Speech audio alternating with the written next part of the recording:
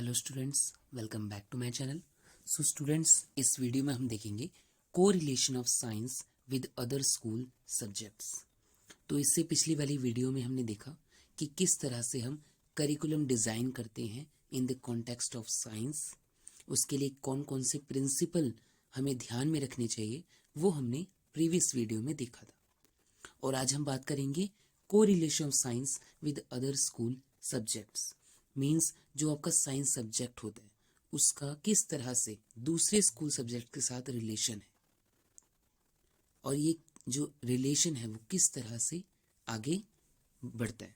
So to bring about the unification of knowledge that exist in the various branches of learning, conscious cooperation between the teachers of various subjects is very essential। तो देखिए, जब भी हम बात करते हैं किसी भी सब्जेक्ट्स के नॉलेज की, उसमें जो भी इंफॉर्मेशन है उसका कोरिलेशन होना चाहिए। ज़रूरी है ये कोरिलेशन किसी दूसरे सब्जेक्ट के साथ। अब हम इस केस में बात करें साइंस की। अब हम ये देखेंगे कि साइंस का कोरिलेशन किस तरह से दूसरे सब्जेक्ट के साथ है। All the teachers should make deliberate effort to strive some degree of correlation between science and other school subjects. तो इसके लिए टीचर्स को भी एक एफर्ट डालना चाहिए कि वो साइंस को दूसरे सब्जेक्ट के साथ रिलेट करके बच्चों को पढ़ाएं। So science is such subject which can be easily correlated with any other subject. अब साइंस एक ऐसा सब्जेक्ट है, वो बड़ी आसानी से हम इसको दूसरे सब्जेक्ट के साथ जोड़ सकते हैं, लिंक कर सकते हैं। So this will arouse interest in the pupils who associate the knowledge he is gaining with the knowledge he has already gained in the period of other subjects। तो इससे क्या होगा, बच्चों के अंदर इंटरेस्ट आएगा। जब बच्चों को ये लगेगा कि इनकी जो प्रीवियस नॉलेज है किसी भी और सब्जेक्ट में, जो उन्होंने नॉलेज गेन की है, वो नॉलेज काम आ रही है इनकी प्रेजेंट साइंस सब्जेक्ट्स में। So for the sake of elucidation of such correlation a few brief general suggestions are given below. तो इसके लिए, इस कोरिलेशन को बनाए रखने के लिए, कोरिलेशन को देखने के लिए हमारे पास कुछ सजेशंस हैं अलग अलग सब्जेक्ट्स के लिए। तो सबसे पहले हम बात करते हैं साइंस एंड लैंग्वेज। साइंस और लैंग्वेज के बीच में क्या कोरिलेशन है। So science students are usually weak in their expression.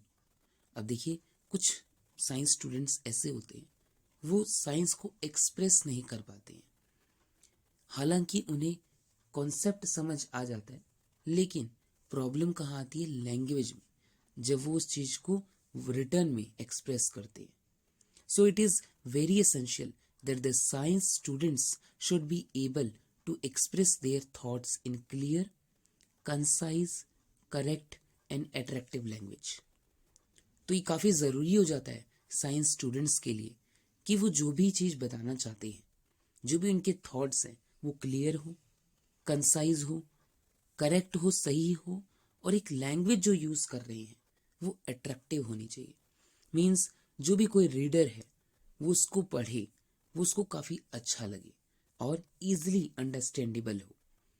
So this is only possible if the science teacher and the language teacher take up a joint responsibility for the cultivation of a good style in answering essay type questions and in written accounts।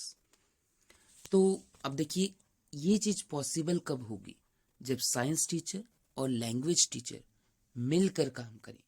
Means अपनी अपनी responsibility को jointly वो समझें, ताकि कुछ ऐसे question, जो ऐसे टाइप क्वेश्चंस होते हैं, उनको लिखने का तरीका उन्हें ढूंढना चाहिए और बच्चों को बताना चाहिए कि कैसे उन्हें अपनी जो राइटिंग स्किल है वो डेवलप करनी है। So the language teacher can ask the students to write an essay on some invention और on the life history of scientist. अब इस केस में लैंग्वेज टीचर कैसे हेल्प करेगा, वो क्या करेगा, बच्चों को ऐसे लिखने के लिए देगा किसी भी इन्वेंशन के ऊपर, किसी लाइफ हिस्ट्री ऑफ साइंटिस्ट के ऊपर। अब देखिए, इससे क्या फायदा हुआ, बच्चों ने लैंग्वेज के पीरियड में, अब वो ऐसे टाइप क्वेश्चन लिख रहे हैं, उसमें उनकी ग्रामर, वोकैबुलरी, प्रोनाउंसिएशन सब कुछ नजर आएगा। दूसरी तरफ टॉपिक क्या होगा उनका, साइंस से रिलेटेड होगा, इससे उनकी साइंस से की जो नॉलेज है वो बढ़ेगी। सो देखिए इसमें दोनों काम आ रहे हैं। So he can give some pieces of for translation from some scientific work. अब बच्चा क्या करेगा, कुछ जो साइंटिफिक वर्क हुए हैं उससे रिलेटेड वो चीजें उसमें सेलेक्ट करेगा। So the language teacher can occasionally be invited to criticize the expression of science students and give some constructive and valuable suggestion for improving the style of expression. तो language teacher क्या करेगा, वो बच्चों को नए नए तरीके बताएगा किस तरह से हम हमारे स्टाइल ऑफ एक्सप्रेशन को इम्प्रूव कर सकते हैं in the context of science. So in the field of literature, there are a number of writing in science appropriate to and often used in literary study. तो वो language subject में science related बहुत सारे subject ऐसे हैं जिसको हम link करके बच्चों को पढ़ा सकते हैं। So similarly the historical events and the biographic of scientist provide an excellent material for reading. अब देखिए ऐसे टाइप क्वेश्चन की बात हो रही है तो हम कोई भी एक हिस्टोरिकल इवेंट्स के ऊपर बच्चों को लिखने के लिए दे सकते हैं। कोई भी बायोग्राफी होगी किसी साइंटिस्ट की, उसके बारे में बच्चों को लिखने के लिए दे सकते हैं। सो जिससे क्या होगा, उनकी जो रीडिंग का जो मटेरियल है वो काफी ज्यादा हो जाएगा। ठीक है, सो इस तरह से हम लोग को रिलेट करते हैं हमारे साइंस सब्जेक्ट को विद लैंग्वेज सब्जेक्ट के साथ। नेक्स्ट बात करते हैं हम science and social studies, most important. So science and social studies are related to each other to great extent. अब देखिए जो साइंस है और जो सोशल स्टडीज है वो बहुत ही हद तक काफी मिलते जुलते सब्जेक्ट्स हैं। आपको याद होगा कि जो 1 से 5th तक की, सॉरी 3rd से 5th तक की जो ईवीएस बच्चों को पढ़ाई जाती है, ईवीएस वो कॉम्बिनेशन होता है साइंस और एसएसटी का, मींस साइंस और सोशल स्टडीज का। So everybody is quite familiar with the impact of science on our way of thinking and the standard of living. अब ये बात तो सबको पता है कि साइंस का हमारी वे ऑफ थिंकिंग, हमारे सोचने का जो तरीका है और हमारा जो स्टैंडर्ड ऑफ लिविंग है, जीने का तरीका है, उस पर कितना इफेक्ट होता है साइंस का। Science is a dominant factor in determining the belief of educated people. तो जो लोगों का विश्वास है, जो एजुकेटेड पीपल है उनका विश्वास है, जो साइंस है उसके लिए एक बहुत ही डोमिनेंट फैक्टर है। हम कोई भी चीज लॉजिकल रीजनिंग देते हैं उसको साइंस से रिलेटेड देते हैं ज्यादातर। And it has a direct intellectual effect in dispelling many traditional superstition and beliefs and the introduction of the scientific method, thereby changing the outlook of the people altogether. अब इसके पास बहुत सारे ऐसे effect हैं, intellectual effects हैं, जिससे हमारी कुछ सुपरस्टिशन खत्म हुई है। जो हमारे ट्रेडिशनल सुपरस्टिशन थे, जो हमारी अंधविश्वास था, वो इस साइंस के कारण ही हमने उसको खत्म किया है। So its effect on the industry resulted in profound change in social organization which is gradually bringing about corresponding political change. तो इसका हमारी इंडस्ट्री पे काफी ज्यादा इफेक्ट पड़ा है। इसकी वजह से हमारा सोशल ऑर्गेनाइजेशन है वो चेंज हुआ है, तो इसकी वजह से पॉलिटिकल चेंजेस भी आए हैं।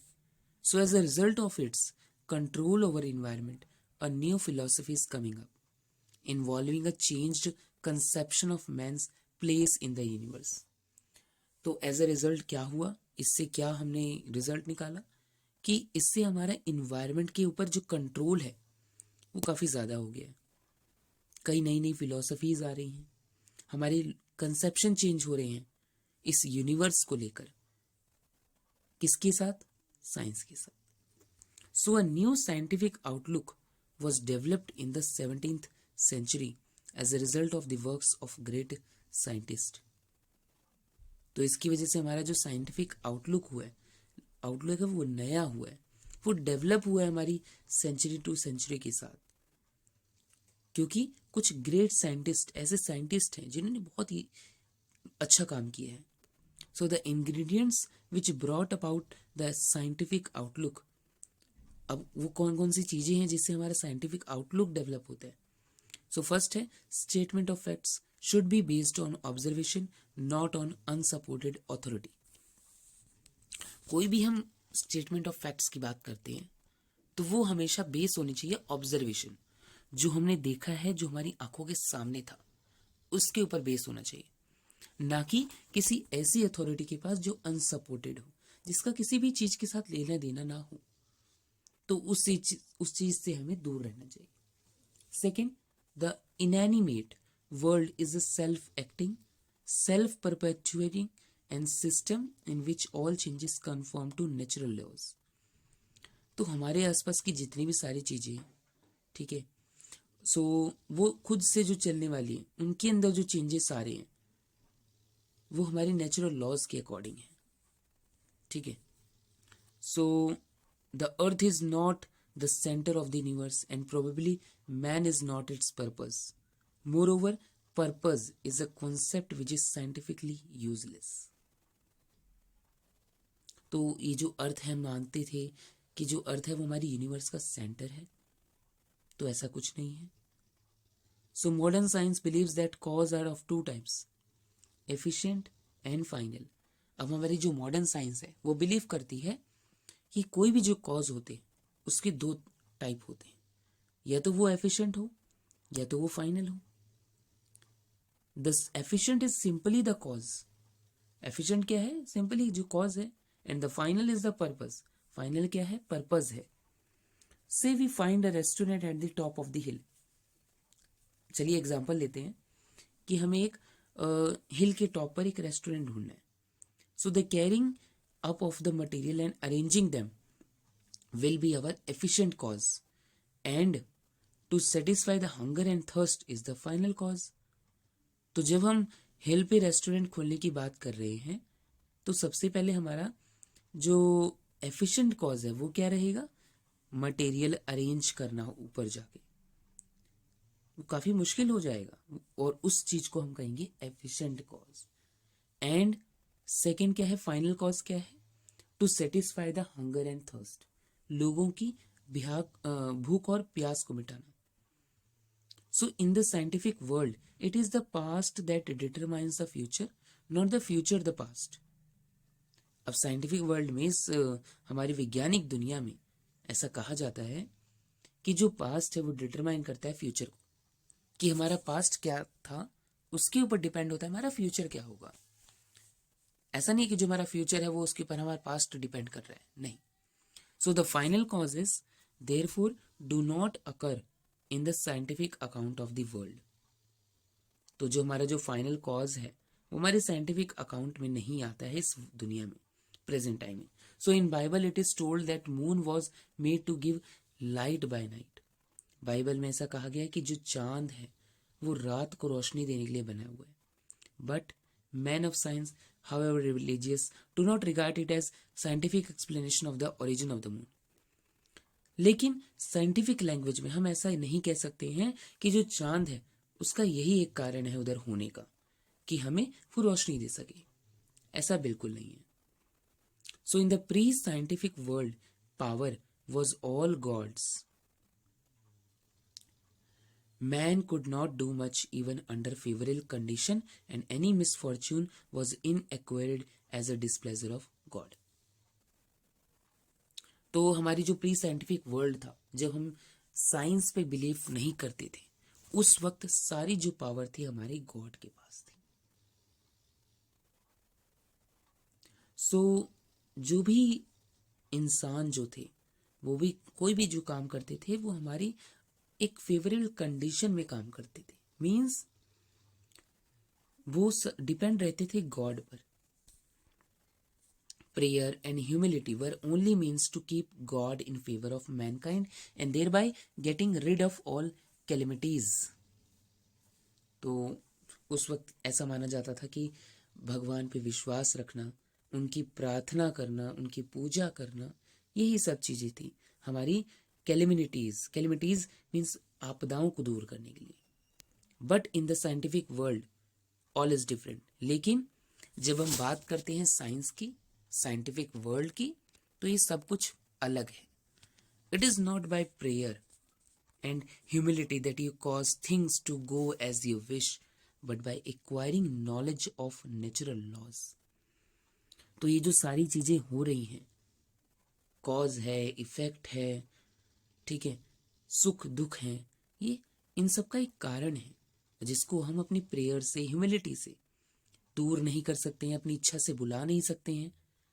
सब कुछ किसके ऊपर डिपेंड है? हमारी नॉलेज के ऊपर. किसकी नॉलेज? नेचुरल लॉज की knowledge. We are told that faith can remove mountains but nobody believes it. हमने ये कहा कि विश्वास जो है वो माउंटेन को हिला सकता है, लेकिन किसी ने इस पर विश्वास नहीं किया. On the other hand, an atom bomb can remove mountains and everybody believes that.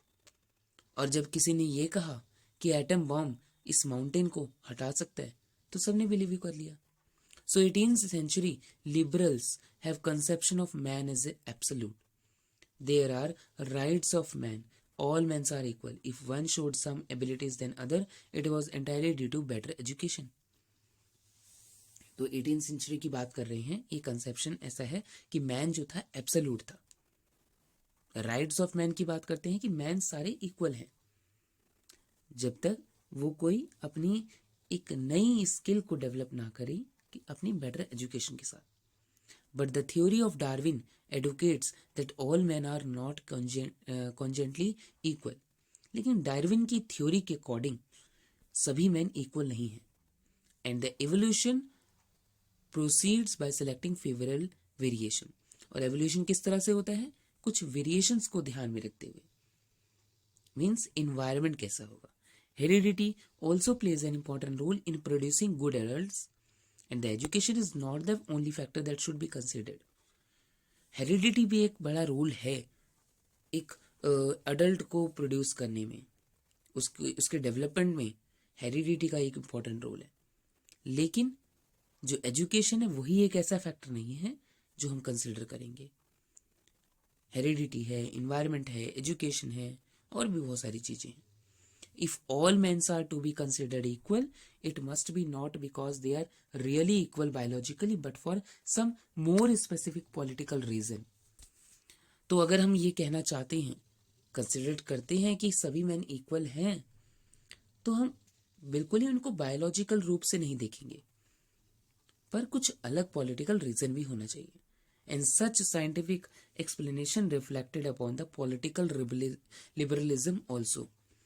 तो इन सारे साइंटिफिक एक्सप्लेनेशन की वजह से भी हमारी जो रिफ्लेक्ट हुई है ये सारी नॉलेज पॉलिटिकल लिबरलिज्म में. So the history of scientific inventions and the discoveries provide useful background for the teaching of history. सो ये जो सारी हमारी साइंटिफिक इन्वेंशंस की हिस्ट्री हैं, डिस्कवरीज हैं, ये बड़ी यूजफुल होती हैं हमारे टीचिंग ऑफ हिस्ट्री पढ़ाने में. So the correlation between science and history is best sought in topics like story of earth, story of man and story of moon. तो इन जो साइंस और हिस्ट्री का जो कोरिलेशन है वो ऐसे टॉपिक्स में काफी दिखता है. So number of important discoveries and invention were made in the reign of certain kings. बहुत सारी ऐसे डिस्कवरीज देखी गई हैं, इन्वेंशन देखी गई हैं कुछ राजाओं महाराजाओं के टाइम पे. So reference should also be made of such scientific achievements while teaching about those things of periods and vice versa.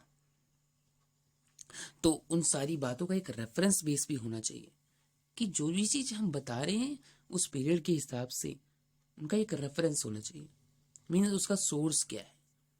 Now हम बात करेंगे साइंस एंड मैथमेटिक्स की. तो अभी तक हमने देखा साइंस का लैंग्वेज के साथ क्या कोरिलेशन है, साइंस का सोशल स्टडीज के साथ क्या रिलेशन है. अब हम देखेंगे साइंस का मैथमेटिक्स के साथ क्या कोरिलेशन है. सो जब भी हम बात करते हैं साइंस की मैथमेटिक्स के साथ, तो हम ये मान के चलते हैं कि जो साइंस है उसका बेस ही क्या है, मैथमेटिक्स. जितनी भी सारी साइंटिफिक नॉलेज है, थ्योरी है, इंफॉर्मेशन है, वो बेस होती है एक मैथमेटिकल बेस पर. So science is probably incomplete without mathematics. So without maths, science is incomplete. It is mathematics that has given a sound footing to the scientific laws. ये maths ही है जिसने सभी साइंटिफिक लॉज को कुछ कदम दिए हैं. Means शुरुआती जो बेस होता है, फाउंडेशन होती है, वो मैथ्स है साइंस की. And for the real understanding of science the knowledge of mathematics is important. और अगर हमें साइंस को अच्छी तरीके से समझना है तो हमारी नॉलेज हमारी मैथ्स में काफी अच्छी होनी चाहिए. So there are great many topics which are constantly used in science. बहुत सारे ऐसे टॉपिक्स हैं मैथमेटिक्स के जो यूज होते हैं साइंस में, जैसे डेसिमल है, proportion, inverse ratio, equation, graph, etcetera. So physics is such a subject which cannot proceed even a step without mathematics. Physics एक ऐसा सब्जेक्ट है वो एक कदम भी आगे नहीं चल सकता बिना मैथ्स के. And it is necessary to have some mathematical background before starting a particular topic in science. तो ये बहुत ही जरूरी हो जाता है जब भी हम बात करते हैं किसी साइंस की एक पर्टिकुलर टॉपिक की, उसको शुरुआत करने की बात करते हैं तो हमारे पास एक मैथमेटिकल बैकग्राउंड होना चाहिए, हमें मैथ्स की बेसिक नॉलेज होनी चाहिए. For example, the quantitative work in gas laws and calculation of chemical equation should comes after proportion has been studied in mathematics. Simple idea of statistics is essential before dealing with genetics and other statistical calculations. The knowledge of trigonometrical ratio is very helpful in mechanics and light and so on. तो ये सारे हम क्या बात कर रहे हैं कि मैथमेटिक्स के जो सारे टॉपिक्स हैं वो मैंने साइंस में रिलेट कर रहे हैं. मीन्स उसी को हम आगे साइंस में यूज कर रहे हैं, कुछ लॉज बनाने में, कुछ थ्योरीज को डेवलप करने में. So it is therefore important that the teachers of science and of mathematics works in cooperation to bring about correlation and coordination of the two subjects and to remove any omission और duplication in either of the subjects. So इसलिए ये काफी important है कि जो teacher है science और mathematics के, उनको कोऑपरेशन में काम करना चाहिए, मिलकर काम करना चाहिए, कोरिलेशन और कोऑर्डिनेशन में with in the two subject, तो जिससे हम रिमूव कर सके हमारी ओमिशंस को, डुप्लीकेशन को, अगर किसी भी सब्जेक्ट्स में होती है. चलिए बात करते हैं साइंस एंड ज्योग्राफी की. Now geography is so much related to science that it has now been regarded as a branch of science. अब ज्योग्राफी का काफी रिलेशन है साइंस के साथ. अब तो हम ये मानने लगे हैं कि जो आपकी ज्योग्राफी है वो साइंस की ही एक ब्रांच है. The study about the soils, climate, distribution of plants and animals etcetera.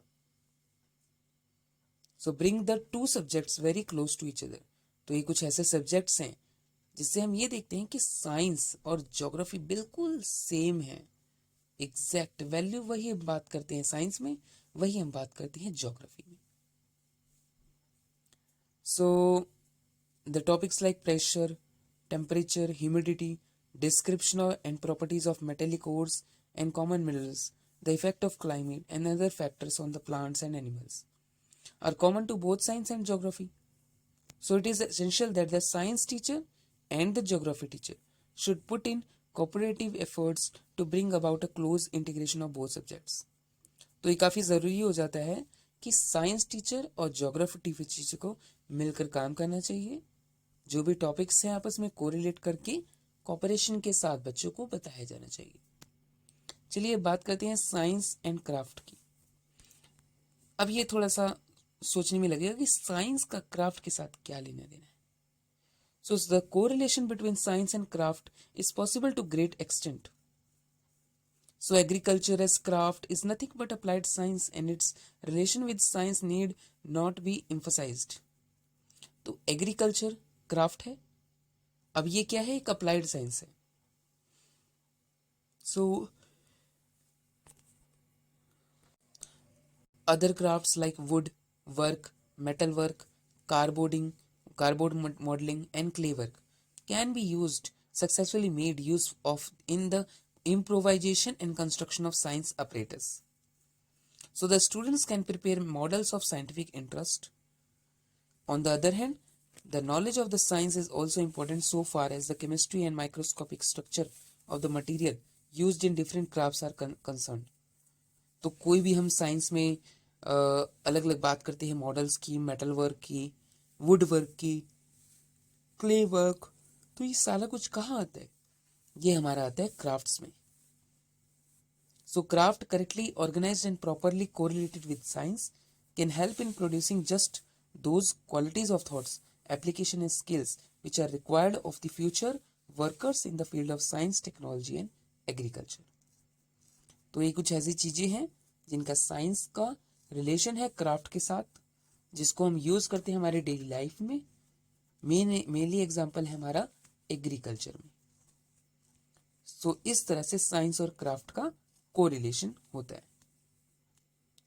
अब है साइंस एंड फाइन आर्ट्स। सो अब हम देखेंगे कि साइंस का फाइन आर्ट के साथ कैसे कोरिलेशन होता है। So the knowledge of different notes, typical vibrating systems in strings and air columns, musical scales etcetera is essential for the learning of music. तो अलग अलग नोट्स की नॉलेज, वाइब्रेटिंग सिस्टम की नॉलेज स्ट्रिंग्स में, air columns, musical scale, ये काफ़ी ज़रूरी हो जाता है हमारी म्यूजिक की लर्निंग में।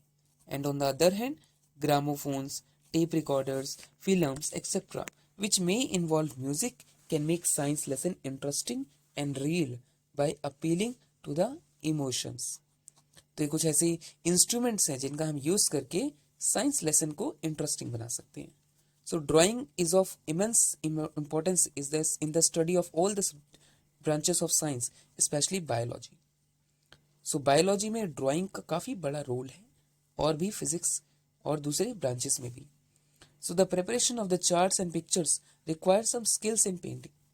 तो जब भी हम बात करते हैं डायग्राम्स की, ग्राफ्स की, इसके लिए एक अच्छी साइंटिफिक नॉलेज होनी चाहिए, साइंटिफिक स्किल होनी चाहिए पेंटिंग में। So it is very important that the student of science should be given training in drawing and painting. तो ये काफ़ी इम्पोर्टेंट है बच्चों के लिए जो साइंस के स्टूडेंट्स हैं कि उन्हें ट्रेनिंग दी जाए ड्राइंग और पेंटिंग के लिए, ताकि वो कोई भी जो साइंस से रिलेटेड डायग्राम्स हैं उसको इजीली बना सकें। तो इस तरह से हमने कौन कौन से कोरिलेशन देखे? Correlation of science subjects with one another, correlation of science with other school subjects like language, social studies, mathematics, geography, craft, fine arts, and the social and physical environment. So this is all about today. Thank you.